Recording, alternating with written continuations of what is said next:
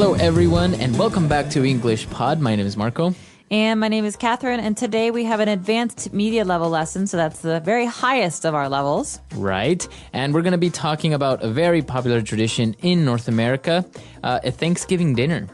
Okay, so Thanksgiving is a very special holiday for Americans, and Canadians also celebrate it. But on different dates, right? Canadians have it on a different date. Exactly. I'm not sure what the Canadian date is, but Americans celebrate it at the end of November. The day changes every year because it's a Thursday, but we usually have the day off from work or school, and we all eat together and celebrate the year and celebrate the harvest and celebrate our families and friends. So this tradition of Thanksgiving, what do you commemorate or what do you celebrate? Well, we actually celebrate the first harvest that the Pilgrims had when they were right off the boat in New England. So that's the eastern part of America. These people had come from England, and they were trying to find a new land and a new life, and they ended up in the Massachusetts area. And they didn't know how to farm. And they didn't know how to work the land. And so the Native Americans who were living there at the time helped them out, helped them grow corn, helped them find out how to use the land in a productive way. And so when that first harvest happened, everyone was able to grow, it's actually a year after they arrived, everyone was able to grow corn and food and crops, and then they all shared a meal together to celebrate this wonderful occasion. Wow. And it actually helped them survive the winter because most of the Pilgrims, most of the settlers, they died during the first winter. And so this was a really great thing for them. Wow. That's really interesting. An interesting aspect of history and why this is celebrated mostly, as you say, in North America and Canada, and that's why many other countries don't really have it. But it's a popular get-together, and, well, what you usually have is a turkey, right? Exactly. So turkey is a very big bird, and they go gobble, gobble, gobble, gobble. And they have that kind of really red, long kind of thing on their necks. And big tail feathers.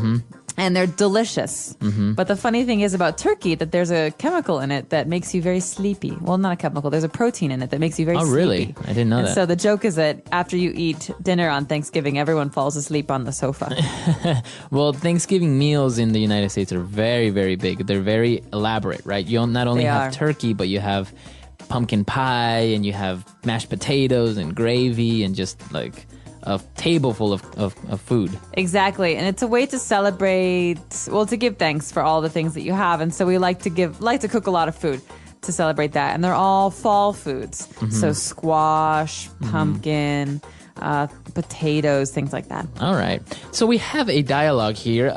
So it's just that. It's a guy who is preparing a turkey dinner and also preparing pumpkin pie, but he's doing it in a very peculiar way. So why don't we listen to the dialogue, and then we'll come back and just talk a little bit about the different terms that he used.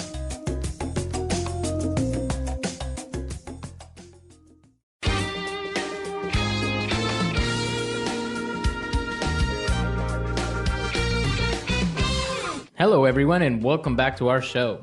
Today, we are going to learn how to cook the perfect Thanksgiving turkey. I will share a secret that I have kept for over 30 years on how to cook the perfect, most mouth-watering, juiciest turkey in the world. Let's get started. First of all, we must bring out our key ingredient, whiskey. You see, the grains used to make whiskey along with the alcohol brings out the flavor of the turkey meat. Let's pour 1 cup of whiskey on the turkey and serve yourself a cup as well. Cheers. That's good 12-year whiskey right there. Okay, back to our turkey. Preheat your oven to 475 degrees Fahrenheit. Now have another cup of whiskey. Now that the oven is hot, we place our bird on a rack inside a roasting pan. Let's add some whiskey to give it some extra flavor. And let's have another cup. That hit the spot. There we go. We can leave it in there for the next 45 minutes. In the meantime, let's have another sip of whiskey and start with our delicious pumpkin pie. Lightly whisk together 2 eggs and the extra yolk in a large bowl. Once that's ready, we can put sugar, spices such as cloves, grated nutmeg, and cinnamon with some cream and dark rum into a saucepan.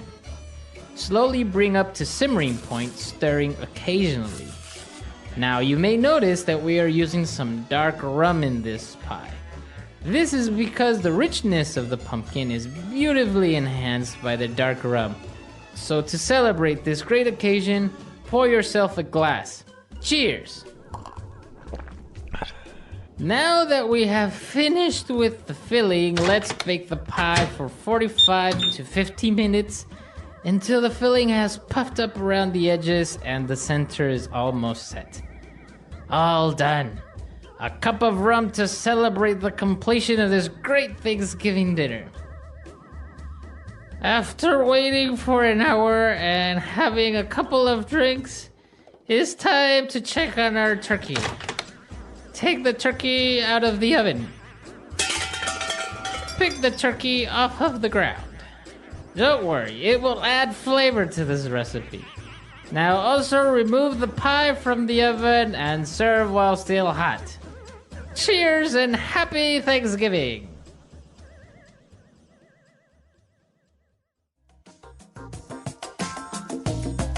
All right, we're back. So I think this is going to be one great Thanksgiving dinner for him. Oh my gosh. And talking about this is making me so hungry. This always happens when we have food lessons. What about, do you have any family members who actually drink a little bit too much during Thanksgiving?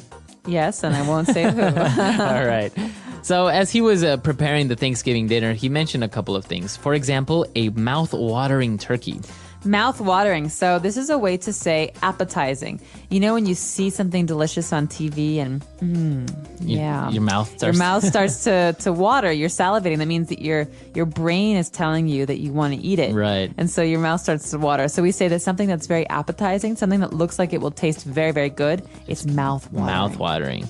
All right, so he was preparing a mouth-watering turkey. Mm-hmm. So moving on, he mentioned that he had a key ingredient for his turkey, and it was whiskey. Not only whiskey, but 12-year whiskey. Okay, so the thing about whiskeys is that oftentimes on the label of a bottle, they'll advertise how old the whiskey is because you pay more for older whiskeys. They have a better taste in many cases. Well, I guess it depends. But in this case, it's a 12-year whiskey. That means that it was stored in a cask for 12 years to let it age. Mm-hmm. And then they sell it after 12 years. And so that's the special ingredient. That's the special ingredient, 12-year whiskey. And well, he not only put it on the turkey, but also he had a couple of drinks himself. And in one of those, he mentioned that hit the spot. That hit the spot. What spot? The spot. Okay, so this is a really common phrase in English that we use to say that something is very satisfying. Mm-hmm. So that hit the spot. And not only for drinks, right? No, you could use it for food or anything, really. So in this case, I could say, oh, I was so hungry. That sandwich really hit the spot. Okay. I really needed to eat right now, and that sandwich was perfect. That was perfect. Mm-hmm. All right. So that hit the spot. Now, when he referred to the turkey, in one occasion he said, we place our bird on a rack. All right, so what's a bird and what's the rack? Okay, so this is really interesting. We talk about the turkey oftentimes when we're making commercials or talking about recipes as the bird. So you want to take out the bird and you want to open the packaging. So the bird is the turkey. A turkey is a kind of bird. You can say this about chicken as well because it's another kind of bird, but this is a kind of a colloquial term in cooking for whatever bird you're cooking. Right. Okay. And when you're placing it on a rack, what's a rack? Okay. So in our ovens, an oven is it's a kitchen appliance that you have that heats up food. But it's not like a microwave. It's much stronger. And so inside there are metal bars. They're like shelves, but they're open. And so these metal bars are called a rack. Okay. So you put the turkey in the oven on the rack. Right. You can't put it on the base of the oven because then it would burn up. Exactly. And you don't have a shelf because that would be a problem. All right. And moving on the instructions when he was preparing the pumpkin pie, he told us to lightly whisk together 2 eggs. So we have a verb here, to whisk. To whisk. So that's not only a verb, but a noun as well, right? All right. It's an instrument. Exactly. And this is a verb we often use with eggs. So to whisk eggs. You can also whisk like sauce for a salad, so like a salad dressing.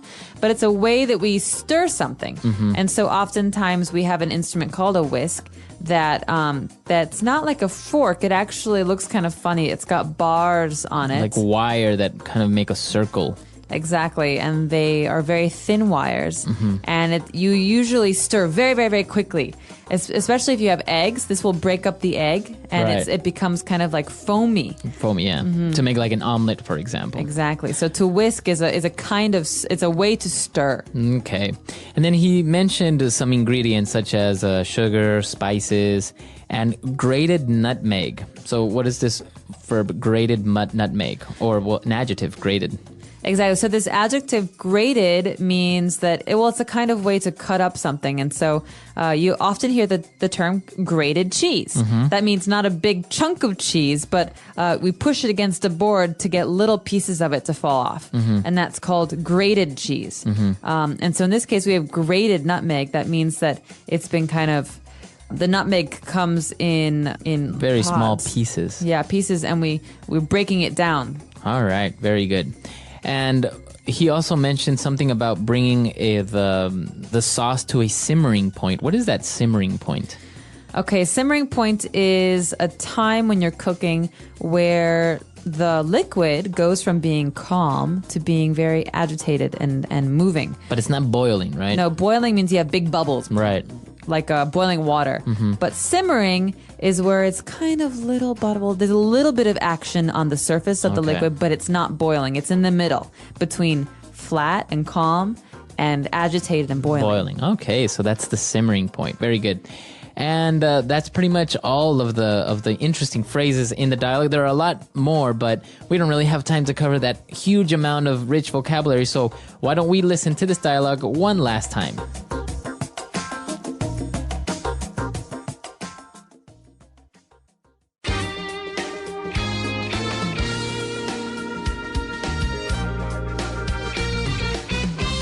Hello, everyone, and welcome back to our show. Today, we are going to learn how to cook the perfect Thanksgiving turkey. I will share a secret that I have kept for over 30 years on how to cook the perfect, most mouth-watering, juiciest turkey in the world. Let's get started. First of all, we must bring out our key ingredient, whiskey. You see, the grains used to make whiskey along with the alcohol brings out the flavor of the turkey meat. Let's pour 1 cup of whiskey on the turkey and serve yourself a cup as well. Cheers. That's good 12-year whiskey right there. Okay, back to our turkey. Preheat your oven to 475 degrees Fahrenheit. Now have another cup of whiskey. Now that the oven is hot, we place our bird on a rack inside a roasting pan. Let's add some whiskey to give it some extra flavor. And let's have another cup. That hit the spot. There we go. We can leave it in there for the next 45 minutes. In the meantime, let's have another sip of whiskey and start with our delicious pumpkin pie. Lightly whisk together 2 eggs and the extra yolk in a large bowl. Once that's ready, we can put sugar, spices such as cloves, grated nutmeg, and cinnamon with some cream and dark rum into a saucepan. Slowly bring up to simmering point, stirring occasionally. Now you may notice that we are using some dark rum in this pie. This is because the richness of the pumpkin is beautifully enhanced by the dark rum. So to celebrate this great occasion, pour yourself a glass. Cheers! Now that we have finished with the filling, let's bake the pie for 45 to 50 minutes until the filling has puffed up around the edges and the center is almost set. All done. A cup of rum to celebrate the completion of this great Thanksgiving dinner. After waiting for an hour and having a couple of drinks, it's time to check on our turkey. Take the turkey out of the oven. pick the turkey off of the ground. Don't worry, it will add flavor to this recipe. Now also remove the pie from the oven and serve while still hot. Cheers and happy Thanksgiving!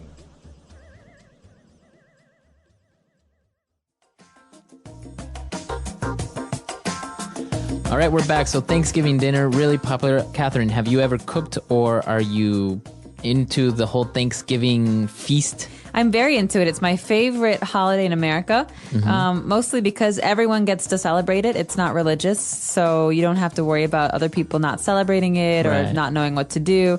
And it's also a celebration about family and food, and so it's a wonderful experience to have Thanksgiving because you're with everybody. And we always say in America that if someone doesn't have a place to go on Thanksgiving, you should invite them to your house. That's true. And so it's a very inviting and warm holiday. And I love cooking and I love being in the kitchen and I love having people in the house cooking. And so, yeah, I've definitely been a part of the cooking side of things. Now, in many movies, they kind of mock this holiday because it's a time where everyone gets together, as you say, no matter religion, creed, or race.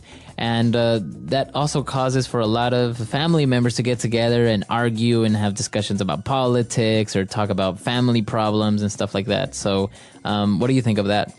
Well, I think it's an exaggeration, but it happens. People get very stressed out during the holidays. They call it the holidays because this is beginning where you have Thanksgiving and then later Christmas.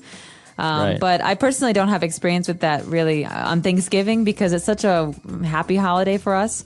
So, and in my family, arguments about politics and history and all that is very encouraged. Oh, okay. And so it's just a part of the holiday where we have one person at the table who says this and the other person says this and you're all drinking and it's fun. I look forward to it. All right, very good. So if you guys have any other questions or doubts about this holiday, because as we say, it's very common in North America and Canada, you can come to our website, englishpod.com. And if you have any other questions or suggestions, you can leave those there as well.